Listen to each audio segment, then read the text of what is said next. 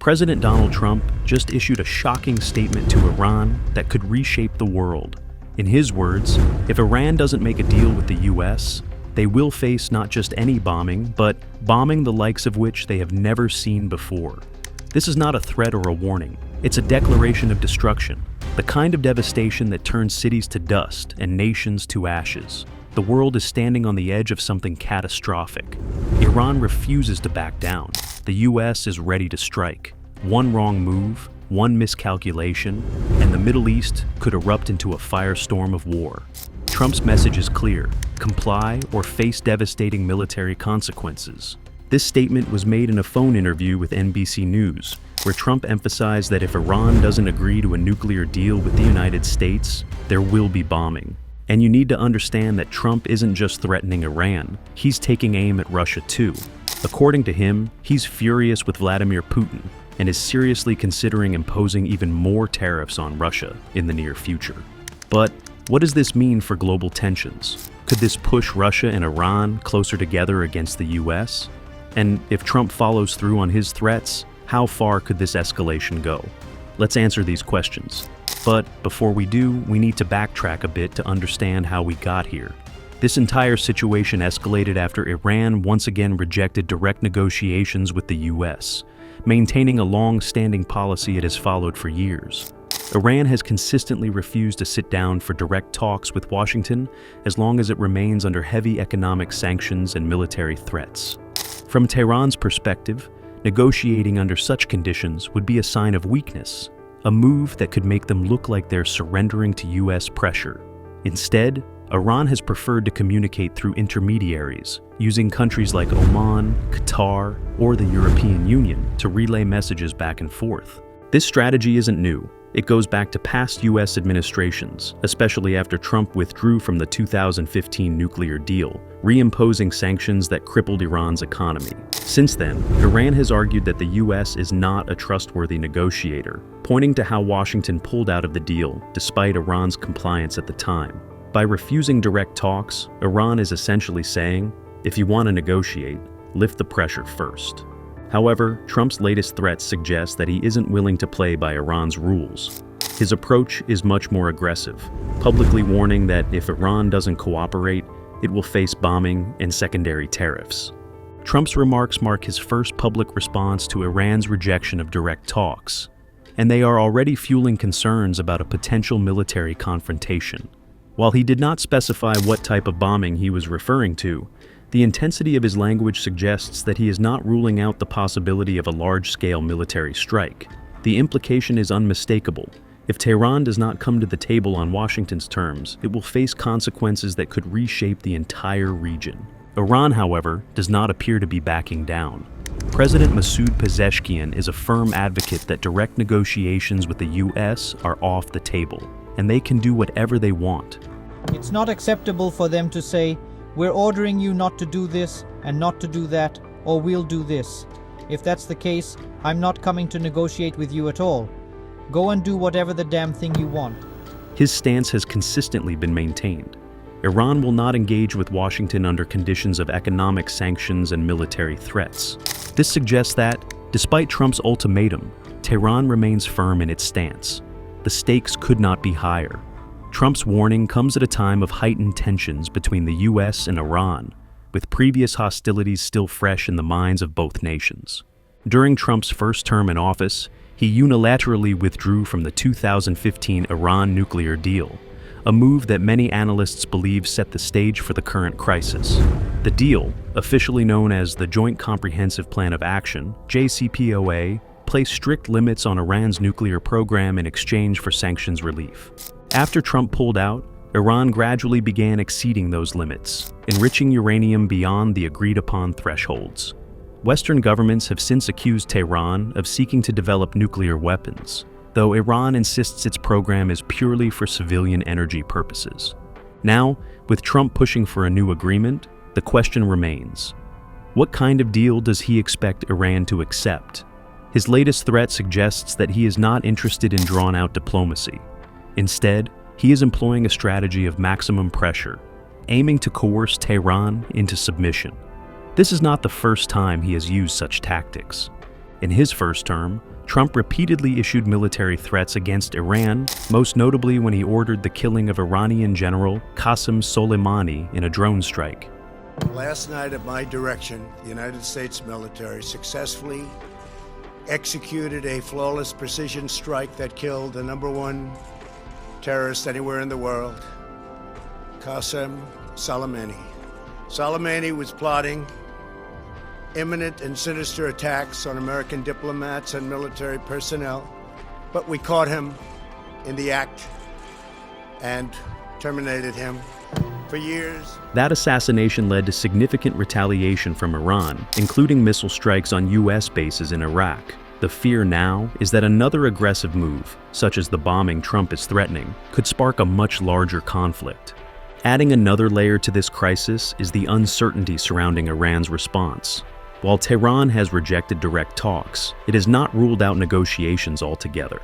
If history is any indication, Iran may try to use back-channel diplomacy through intermediaries such as Oman, Qatar, or European nations. But if Trump's administration is unwilling to accept indirect negotiations, then diplomatic progress may be impossible.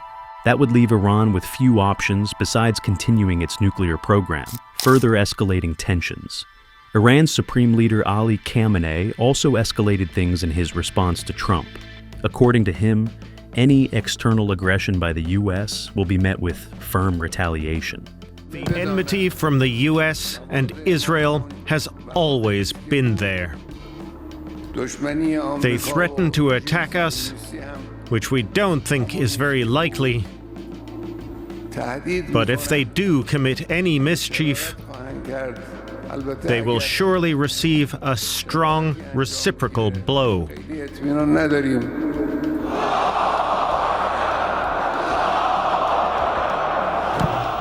Military analysts warn that any U.S. bombing campaign against Iran would have far-reaching consequences. Iran's ability to disrupt global oil supplies through the Strait of Hormuz, a vital shipping route, also makes a military confrontation highly risky for the world economy. Trump's threat, whether rhetorical or not, has already injected a new level of uncertainty into an already volatile situation. For now, Trump has made his position clear. There will be no patience for prolonged diplomatic back and forth. His administration is demanding a deal, and if Tehran refuses, military force is on the table. His warning about bombing was not an isolated statement, but part of a broader strategy of economic and military pressure. In addition to threatening military action, Trump also made it clear that he is considering secondary tariffs on Iran, a move that could further cripple its already struggling economy. Secondary tariffs, which target countries and companies that do business with Iran, would effectively isolate Tehran from key global markets. Trump has used this tactic before, notably against Venezuela, and has claimed it was highly effective. Now he is suggesting that Iran may soon face the same fate. In his remarks aboard Air Force One, Trump indicated that a decision on secondary tariffs would be made in the coming weeks, depending on Iran's willingness to negotiate. He pointed to his previous administration's success in using economic pressure, stating, "If you remember, I did that 6 years ago, and it worked very well." Baghdad were carried out at the direction of Soleimani. Soleimani made the death of innocent people his sick passion, contributing to terrorist plots as far away as New Delhi and London. Soleimani has been perpetrating acts of terror to destabilize the Middle East for the last 20 years. His reference was to the maximum pressure campaign he implemented after withdrawing from the 2015 nuclear deal. That campaign involved sweeping sanctions that cut Iran off from the global banking system and severely restricted its oil exports, leading to a deep economic crisis. Trump believes that a renewed version of this approach could force Tehran back to the negotiating table, but Iran has so far shown no signs of bending to these pressures. Iran's leadership has been quick to respond to Trump's threats, dismissing both the possibility of direct negotiations and the effectiveness of further economic sanctions. The Iranian government has long argued that it has adapted to U.S. sanctions, finding ways to sustain its economy despite years of economic isolation. By strengthening ties with nations like China and Russia, Iran has created alternative channels for trade, making it more resilient to the kinds of secondary tariffs Trump is now threatening. However, the possibility of renewed secondary sanctions has raised concerns among Iran's trading partners, particularly in Europe and Asia. Many European countries have attempted to maintain diplomatic and economic ties with Iran despite U.S. pressure, but Trump's new warning could force them to reconsider. If the U.S. follows through on its threat, European companies that do business with Iran may be forced to choose between maintaining their access to the U.S. market or continuing their partnerships with Tehran. Trump's language was unambiguous. If Iran refuses to make a deal, military strikes will follow. This has put Iran in a difficult position. While Tehran has demonstrated resilience against economic sanctions, a direct military confrontation with the U.S. would carry far greater risks.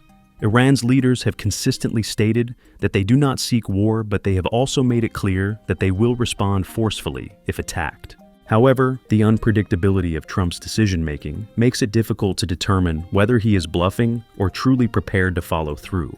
Iran, for its part, appears to be calling that bluff, refusing to engage on Trump's terms. If Trump moves forward with secondary tariffs, Iran's economic situation will become even more precarious.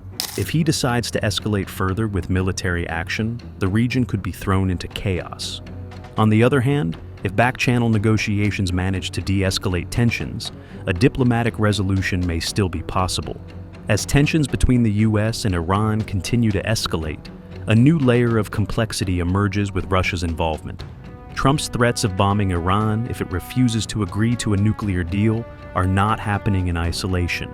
They come amid bigger geopolitical conflicts involving Russia, particularly in Ukraine. The situation is becoming increasingly volatile as Trump not only warns Iran of military action, but also considers imposing secondary tariffs on Russian oil. Trump was particularly angered by Putin's criticism of Ukrainian President Volodymyr Zelensky and his suggestion that Zelensky should be removed from power. In response, Trump has threatened to impose tariffs on Russian oil, which could range from 25% to 50%. This is not an idle threat. Trump has already signed an executive order allowing such tariffs on Venezuelan oil, and applying them to Russia would be a significant escalation in economic warfare. Russia, however, is unlikely to take such measures lightly. If Trump follows through on his threat, Moscow could retaliate in several ways, including cutting off oil supplies to key U.S. allies, deepening its military cooperation with Iran, or even escalating its actions in Ukraine. Putin has made it clear that he does not respond well to economic pressure, and any additional sanctions or tariffs imposed by the U.S. could push him to take a more aggressive stance. This creates a dangerous situation where the U.S. is not only confronting Iran, but also pushing Russia further into alignment with Tehran. Iran and Russia already have a strategic partnership, and recent developments suggest that their cooperation could expand even further. With both countries facing U.S. pressure, militarily in Iran's case and economically in Russia's, there is a growing incentive for them to work together to counter American influence. Moscow has been supplying Iran with weapons, including drones that have been used in Ukraine, and if the U.S. moves forward with airstrikes against Iran, it is possible that Russia will provide additional military support to its ally. This could range from intelligence sharing to advanced air defense systems designed to counter U.S. attacks. At the same time, Russia could use the conflict in the Middle East as a distraction from its own war in Ukraine. If the U.S. becomes heavily involved in a military confrontation with Iran, it may divert American attention and resources away from Ukraine, allowing Russia to press forward with its military objectives.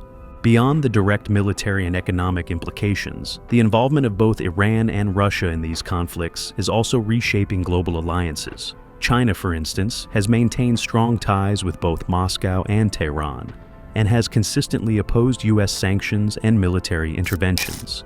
If Trump moves forward with his threats, China could increase its support for Iran and Russia, further solidifying an anti-Western bloc. This would not only complicate U.S. foreign policy, but could also lead to long-term shifts in global power dynamics.